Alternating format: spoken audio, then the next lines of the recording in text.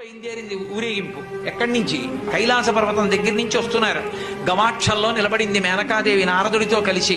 ఒక్కొక్కళ్ళు వస్తున్నారు. అబ్బా వెలిగిపోతున్నాడు, ఆయనేనా మా అల్లుడంది. కాదమ్మా, సూర్యుడు దిక్పాలకుల్లో ఉన్నాడు. ఆ వెనక వస్తున్నాడు. ఎవరో బాబాయ్ నల్లగా ఉన్నాడు దున్నపోత మీద, ఆయన ఎవరా? మీ అల్లుడు కాదు, బెంగ పెట్టుకోకు, యమధర్మరాజు.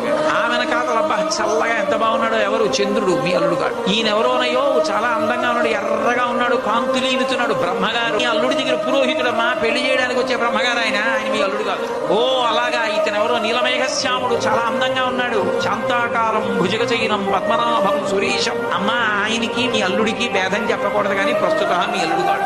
ఆయన వెళ్ళిపోయాడు. ప్రదోష వేళ అయిపోయింది, రాడు. వెడుతూనే ఉంది ఊరేగింపు. వస్తున్నారు మగపెళ్లి వారు. అలా ఆఖరికి ఒక ఆయన వచ్చాడు. చుట్టూ భూత ప్రేత పిశాచాలున్నాయి, ప్రమదగణాలున్నాయి. మధ్యలో దిగంబరంగా తాండవం చేస్తూ వస్తున్నాడు. అడగలేదు మేనకాదేవి ఆయన మక్కుడు అని.